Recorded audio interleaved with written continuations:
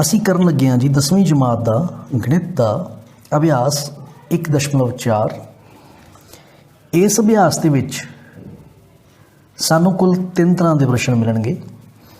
ਸਭ ਤੋਂ ਪਹਿਲੇ ਪ੍ਰਸ਼ਨ ਦੇ ਵਿੱਚ ਸਾਨੂੰ ਕੁਝ ਪ੍ਰਮੇਯ ਸੰਖਿਆਵਾਂ ਦਿੱਤੀਆਂ ਹੋਣਗੀਆਂ ਤੇ ਅਸੀਂ ਸਿਰਫ ਇੰਨਾ ਦੱਸਣਾ ਹੈ ਵੀ ਉਹਨਾਂ ਦੇ ਦਸ਼ਮਲਵ ਪ੍ਰਸਾਰ ਸ਼ਾਂਤ ਹੈ यानी कि खत्म हो जाते हैं या अशांत आवृत्ति हैं, यानी कि दशमलव प्रसार बार बार दोहराउंदा है। आवृत्ति मतलब दोहराउना। लो जी ये सी पहली किस्म।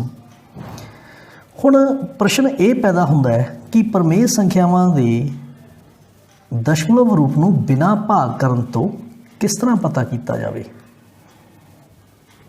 देखो जी ये सी दूसरा प्रश्न साडा। जिहड़ा तीसरा प्रश्न है कुछ रकमां दे के सानू पी बटा क्यू रूप दे विच बदलवा के ते क्यू दे अभाज गुणनखंड बनाउण बारे दस्सिया जाएगा। चलो इस बारे गल आपां बाद दे विच करदे हां। तो साडा जिहड़ा सब तो पहला प्रश्न है, आओ पहलां आपां रकम पढ़ लईए। पहला प्रश्न है जी, बिना लंबी वंड प्रक्रिया करदिआं दसो कि प्रमेय संख्यावां दे दशमलव प्रसार शांत हैं या अशांत आवृत्ति। तुहाडे याद होएगा कि जदों असीं बेसिक स्टार्ट किया सी पहले दिन का, तो एक नोट लिखिया सी कि प्रमेय संख्यावां दा दशमलव आधार ते वर्गीकरण करके बड़ा सौखा ही इन्हां बारे अंदाज़ा लग जाता है। तो उस उदाहरणां लईआं सी 7.0 ਜਾਂ ਇਹਨੂੰ 7 भी लिख सकते हो बटा 1 लगा लैंदे आ। तो एक नूं असीं लिख सकते हैं 2 की घात 0 गुणा 5 की घात 0, क्योंकि किसी भी संख्या की घात 0 का मतलब हुंदा जी 1 गुणा 1 1। इस तरीके नाल दूसरी उदाहरण तुहानूं लैके करवाई सी 4.31। दशमलव लैण तो बाद उहदे हर दे अभाज गुणनखंड बनाए गए सन। तो सानूं पता लग्या कि जे प्रमेय संख्या का दशमलव प्रसार शांत है तो उहदे हर दे अभाज गुणनखंड 2 और 5 दीआं घातां दे रूप च मिलणगे। सिर्फ 2 और 5 दीआं घातां दे रूप च। पर की होएगा जे हर दे अभाज गुणनखंड 2 ਜਾਂ 5 दीआं घातां तो इलावा किसी होर रूप विच आ जाण। तो उदाहरण लई सी जी 86/60 कट के आ गया सी 43/30 ते 43/30 नूं मैं भाग करके भी दिखाया सी। 1.43 बार आ रहा सी, यानी कि ये दशमलव प्रसार अशांत पर आवृत्ति यानी कि अशांत पर दोहराउंदा सी। ते ये दोवें दशमलव जे अशांत पर दोहराउंदा होवे या शांत होवे प्रमेय संख्यावां दे रूप है। यानी कि किसी प्रमेय संख्या दे दशमलव आधार ते 2 ही भाग हुंदे आ, या तो दशमलव प्रसार शांत होएगा या अशांत पर दोहराउंदा होएगा। तो हुण इन्हां दोनों च फर्क की लग्या सानूं। जे मैं 30 के टुकड़े बनाए तो मैनूं पता लग्या कि दशमलव प्रसार अशांत पर दोहराउंदा है तो हर दे अभाज गुणनखंड 2 और 5 की घात के रूप में नहीं हैं। जे 2 ते 5 की घात के रूप में मिल जाते तो दशमलव शांत हो जाता। जे 2 या 5 तो इलावा कोई होर संख्या नाल गुणा हुंदी है हर दे विच, तो इहदा मतलब दशमलव प्रसार अशांत है पर दोहराउंदा है। बस ये नोट तुसी अपनी कापी ते एक बार दोबारा दोहरा लेना है। इहदा स्क्रीनशॉट ले लियो तो आओ आपां अभ्यास शुरू करिए। हाँ जी देखियो, पहले प्रश्न का पहला भाग 13/3125 बिना लंबी वंड प्रक्रिया करदे दसना है कि दशमलव प्रसार शांत है या अशांत है। सब तो पहला अंश अते हर दे विच कोई साझा गुणनखंड नहीं होना चाहिए, यानी कि महत्तम समावर्तक 1 बनाना है। यानी कि किसी सांझे पहाड़े ते कट्टिया जाता तो कट दिओ। 13 तो खुद अभाज संख्या है। 3125 का आखिरी अंक 5 है, ये सिर्फ 5 के पहाड़े उत्ते जाएगा। यानी कि इन्हां दोनों च अंश ते हर च कोई साझा पहाड़ा या गुणनखंड है ही नहीं। तो ये म्यारी रूप ही है प्रमेय संख्यावां दा। आओ हुण की करना पेगा सानू, असी 3125 के गुणनखंड बना के देखते हैं जी। 3125 इकाई वाला अंक है 5 तो ये 5 के पहाड़े उपर जाएगा। 5 का पहाड़ा पढ़ो जी, क्योंकि 5 सिंगल डिजिट है तो पहला एक कैरी डिजिट 3 के थले ही बनना है। 5 का पहाड़ा है उत्ते 3 नहीं आ रहा तो इत्थे लग गई जी 0। एक जना होर हांसल वजों प्राप्त कर लिया, 31 बन गया। 5 6 31, बाकी बचिया 1, उत्तों हांसल लिया 2, 1 ते 2 12, 5 दूनी 10, 2 बच गए, 2 ते 5 25, 5 5 25। हुण पहली 0 का कोई मुल नहीं हुंदा, इहनूं असीं छड्ड दिंदे आ। फिर इकाई वाला अंक 5 होने करके ये 5 के पहाड़े ते जाएगा। 5 एकम 5, 1 बच गया 12, 5 दूनी 10, 2 बच गए, हांसल लिया 5, 2 ते 5 25, 5 5 25। उस तरीके नाल 5 दूनी 10 ते 5 5 25, 5 5 25 ते 5 एकम 5, यानी कि 13 बटा 3125 के टुकड़े देखिए जी तो साढ़े कोले 5 वार 5 आ रहा है। 5 गुणा 5 गुणा 5 गुणा 5 गुणा 5, यानी कि 13 बटा 5 की घात 5। हुण मैं अपने कोलों इसनूं 1 दे नाल गुणा कर लेना, 1 की जगह तो मैं 2 की घात 0 लिख देना ताकि मेरा ये हर दे अभाज गुणनखंड 2 ते 5 दीयां घातां विच आ जाण। इत्थे मैं लिख देना, इत्थे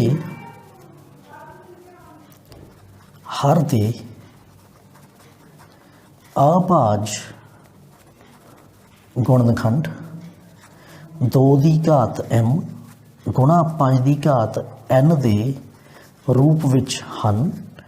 इसलिए दशमलव प्रसार शांत है। आंसर आ चुके जी। वधिया गल है जे तुसी दस दिओ कि m ते n पूर्ण संख्यावां हन। पूर्ण संख्यावां यानी कि m ते n 0 भी हो सकता है या पॉजिटिव इंटीजर यानी कि धनात्मक संख्या भी हो सकती है। सो इस करके इसनूं ये भी कहा जा सकता है कि गैर ऋणात्मक संपूर्ण संख्यावां हैं। गैर ऋणात्मक संपूर्ण संख्यावां च माइनस वालियां संपूर्ण संख्यावां छड्ड के 0 भी आ जाती है तो प्लस वालियां संख्यावां सारियां कवर हो गईयां तो इसनूं दूसरा नाम 0 तो 1 2 3 4 का सैट पूर्ण संख्यावां भी कह सकते हैं। अच्छा जी, एक होर इसकी उदाहरण देखो तुसी। फॉर एग्जाम्पल जिवें इसका 5वां भाग है जी 29 बटा 343। हुण 29 तो है जी एक अभाज संख्या तो 343 29 के पहाड़े उत्ते कट्टिया नहीं जाता, यानी कि ये भी सानू म्यारी रूप पहला ही दिता होया है। तो असी हुण 343 के अभाज गुणनखंड बनाने लगे हाँ। याद रखो 343 सिर्फ 7 के पहाड़े उत्ते जाता है। 7 चौका 28, 6 बच गए, 6 ते 3 63, 7 नाम 63, 7 7 49 ते 7 एकम 7, यानी कि 7 गुणा 7 गुणा 7 यदि अभाज गुणनखंड बन चुके हैं जी।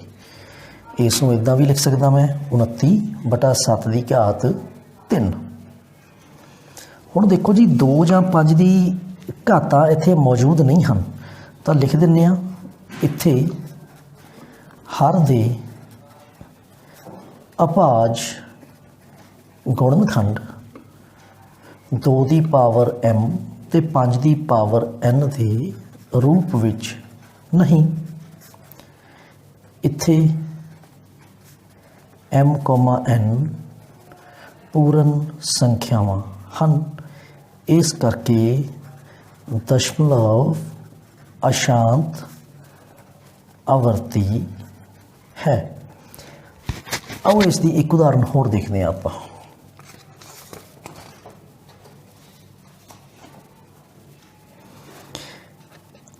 अठवां प्रश्न है जी 6 बटा 15। लो जी 15 के गुणनखंड 3 गुणा 5 तो 6 के गुणनखंड जी 3 गुणा 2। हुण तुहाडे माइंड दे विच आवेगा जी कि इत्थे भी हर है जिहड़ा 2 ते 5 दीयां घातां ਦੇ ਰੂਪ ਵਿੱਚ ਨਹੀਂ ਹੈ, ਕਿਉਂਕਿ 3 ਇੱਕ ਵੱਖਰਾ ਅੰਕ ਆ ਚੁੱਕਿਆ ਹੈ। ਪਰ ਅਸੀਂ ਇੱਥੇ ਹੀ ਗਲਤੀ ਕਰ ਰਹੇ ਹਾਂ।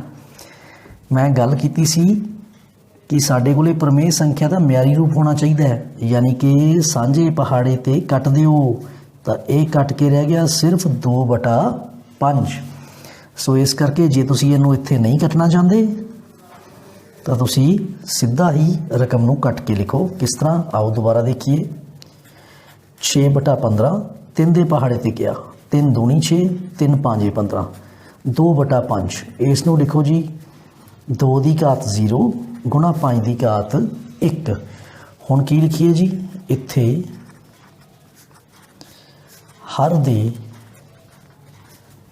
ਅਭਾਜ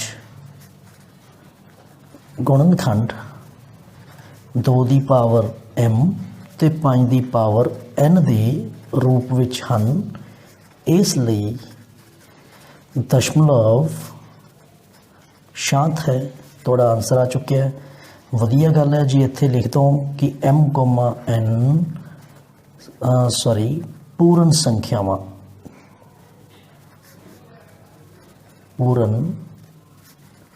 ਸੰਖਿਆਵਾਂ ਹਨ। ਲਓ ਜੀ, ਪਹਿਲਾ ਕੁਐਸਚਨ ਪੂਰਾ। ਇੱਕ ਹੋਰ ਪ੍ਰਸ਼ਨ ਦੇਖਦੇ ਹਾਂ ਜੀ ਅਸੀਂ, 7ਵਾਂ। 129/2 ਦੀ ਘਾਤ 2, 5 ਦੀ ਘਾਤ 7 ਤੇ 7 ਦੀ ਘਾਤ 5।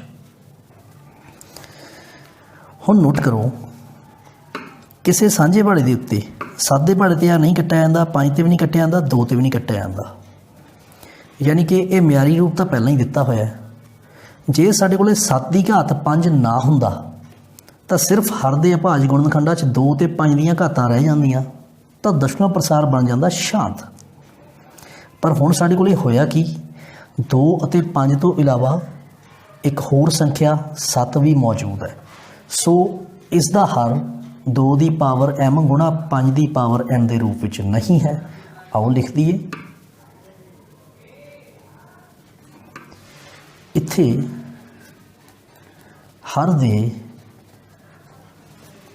ਅਭਾਜ ਗੁਣਨਖੰਡ 2 ਦੀ ਪਾਵਰ m ਗੁਣਾ 5 ਦੀ ਪਾਵਰ n ਦੇ ਰੂਪ ਵਿੱਚ ਨਹੀਂ।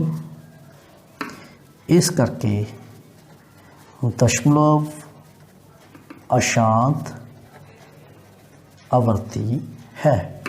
ਵਧੀਆ ਗੱਲ ਹੈ ਜੀ। ਇੱਥੇ ਲਿਖ ਦਿਓ ਕਿ ਇੱਥੇ m, n ਪੂਰਨ ਸੰਖਿਆਵਾਂ ਹਨ।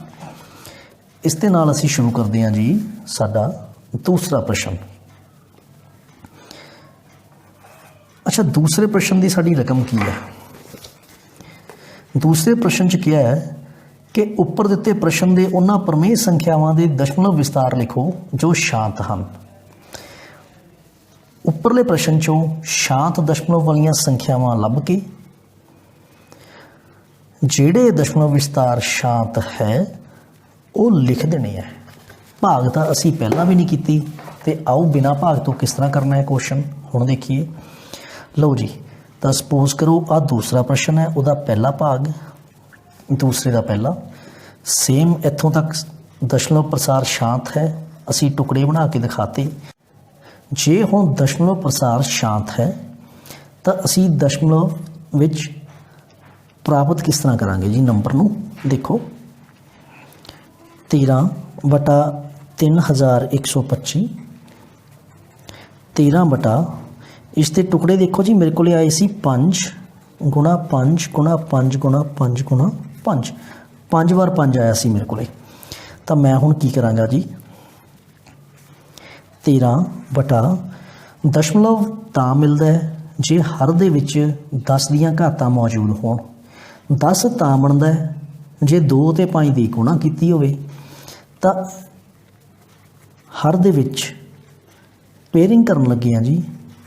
ਪਹਿਲੇ 5 ਨੂੰ 2 ਨਾਲ ਗੁਣਾ ਕਰ ਦਿਓ ਤੇ ਉੱਪਰ ਉਸ ਲਈ 2 ਨਾਲ ਗੁਣਾ ਕਰ ਦਿਓ। ਦੂਸਰੇ 5 ਲਈ ਵੀ 1 2 ਨਾਲ ਹੇਠਾਂ ਗੁਣਾ ਕਰੋ, 1 2 ਨਾਲ ਉੱਪਰ। ਤੀਸਰੇ 5 ਲਈ ਵੀ 2 ਨਾਲ ਹੇਠਾਂ ਗੁਣਾ ਕਰੋ, 2 ਨਾਲ ਉੱਪਰ। ਚੌਥੇ 5 ਲਈ ਵੀ 2 ਨਾਲ ਹੇਠਾਂ ਗੁਣਾ ਕਰੋ, 2 ਨਾਲ ਉੱਪਰ। ਪੰਜਵੇਂ 5 ਨੂੰ ਵੀ 2 ਨਾਲ ਹੇਠਾਂ ਗੁਣਾ ਕਰੋ ਤੇ 2 ਨਾਲ ਹੀ ਉੱਪਰ। ਤੁਸੀਂ ਹੈਰਾਨ ਹੋਵੋਗੇ कि उपर तुहाडे कोले 13 गुणा 2 दूनी 4 दूनी 8 दूनी 16 दूना 32 बन चुके हैं। 2 5 10 10 10 10 10 यानी कि 10 की पावर 5 बन चुकी है। लो जी मैं इनू खोल के लिख देना। 13 नूं 32 नाल गुणा करके सानू मिलिया जी 416। हुण नोट करो हेठां 5 0 है तो उपर वाले पासियों सब तो अखीर तो इकाई के अंक तो 5 अंक छड्ड के दशमलव लगेगा।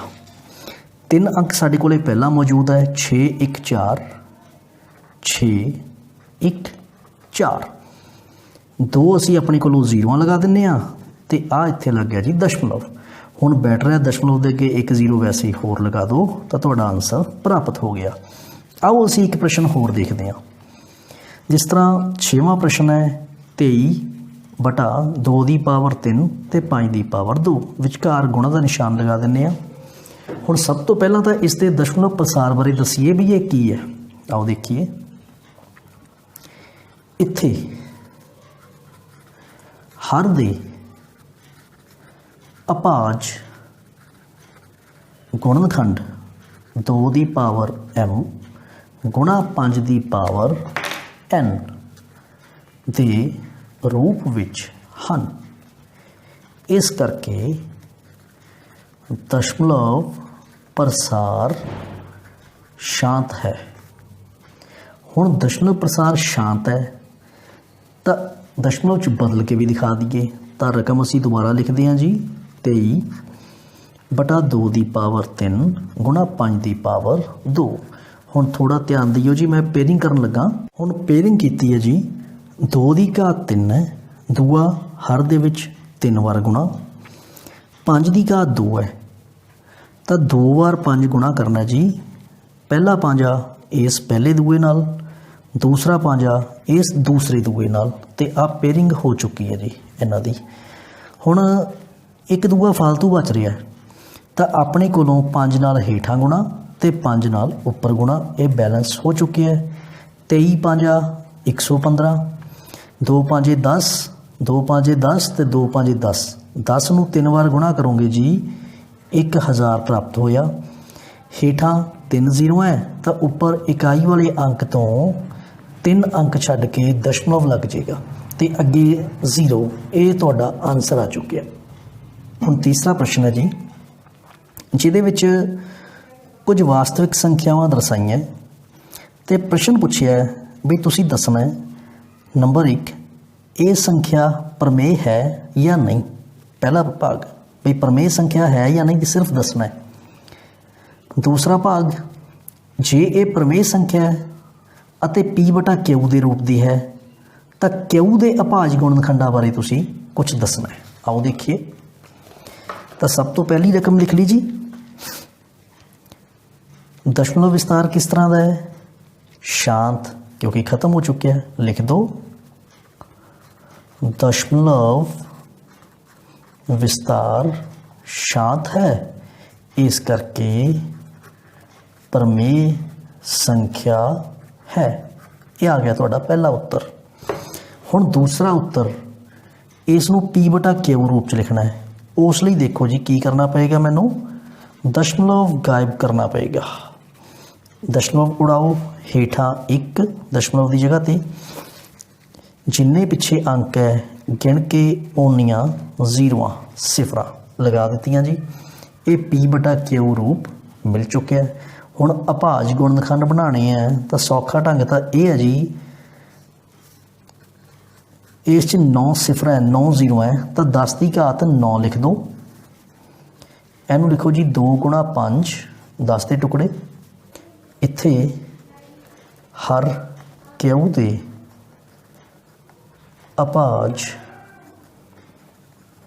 गुणनखंड बराबर 2 की घात 9 गुणा 5 की घात 9 आंसर आ गया। हुण इहदा दूसरा भाग है जी तुसी नोट करो 3 डैशां का मतलब ये सिस्टम कंटिन्यू इस तरह ही चलता रहेगा। दशमलव तो बाद संख्या देखो जी किस तरह बनाई है 1 2 लिख के सिंगल ज़ीरो, 1 2 रिपीट हो गया डबल ज़ीरो, 1 2 रिपीट हो गया ट्रिपल ज़ीरो। यानी कि ये संख्या कदे खत्म नहीं हो रही, दशमलव विस्तार कदे भी खत्म नहीं हो रहा। लिख दिओ जी, दशमलव विस्तार अशांत ਅਤੇ ਅਣਆਵਰਤੀ, ਅਣਆਵਰਤੀ ਜਿਹੜਾ ਨਾ ਦੁਹਰਾਉਂਦਾ ਹੋਵੇ है। इसलिए ये प्रमेय संख्या नहीं, ये अप्रमेय संख्या है, इसलिए ये अप्रमेय संख्या है। आंसर आ गया जी। तो तीसरे प्रश्न का दूसरा भाग कंप्लीट हो गया साडा। हुण असीं तीसरे प्रश्न का तीसरा भाग करते हैं जी। तो इसकी रकम देखो 43.1 2 3 4 5 6 7 8 9 दशमलव तो बाद सारिया संख्यावां ते बार है। यानी कि दशमलव प्रसार अशांत पर अवर्ती है, तो पक्की गल है ये प्रमेय संख्या होगी। आओ करिए हुण आपां। सब तो पहला कारण दस दईए कि दशमलव प्रसार अशांत पर आवर्ती है, इस करके ये प्रमेय संख्या है। हुण उस तो बाद सानू क्या है कि जे प्रमेय संख्या है तो पी बटा क्यू के रूप में दिखाना है। तो 9वीं क्लास जिवें असीं करके आए सी, दशमलव तो बाद जिहड़ियां संख्यावां ते बार है घट्टो घट्ट 2 बार उन्हां नूं रिपीट कर लो। 3 डैशां लगातियां, इहनूं लिखो जी समीकरण 1। हुण दशमलव तो बाद 9 अंकां उत्ते बार लगा है, तो 10 की घात 9 यानी कि 1 दे नाल 9 जीरोआं। ये संख्या दोहां पासे समीकरण 1 दे गुणा करो। गुणा करन तो बाद की मिलेगा तुहानूं, दशमलव सज्जे पासे 9 अंक पिछे खिसक चुके जी। इत्थे ब्रैकेट पा दिओ तो कन्फ्यूजन नहीं होएगी। हुण दशमलव थल्ले बिल्कुल दशमलव आवे, समीकरण 1 नूं हेठां रिपीट कर दो। समीकरण 2 विचों समीकरण 1 घटा लवो। एक्स दे नाल जो भी संख्या गुणा हुई है उन्होंने खब्बे सज्जे पासे लैके जाओगे तो वह भाग हो जाएगी। सांझे पहाड़े ते मैं कट दिता, 9 दे पहाड़े ते कट्टिया जा रहा है, तो मेरे गुणनखंड ये बन रहे सन। हुण इसने कहा भी क्यू दे अभाज गुणनखंडां बारे तुसीं की कह सकते हो। ਇਹਦੇ 2 हिस्से हो सकते हैं, या तो लिख दो क्यू दे अभाज गुणनखंड ये वाली है, या तुसीं इन्ना भी लिख सकते हो कि इत्थे क्यू दे अभाज गुणनखंड 3 की पावर 2 गुणा 1 2 3 4 5 6 7 9, जां इत्थे क्यू दे अभाज गुणनखंड 2 की पावर m गुणा 5 की पावर n के रूप विच नहीं हैं। आंसर आ गया जी।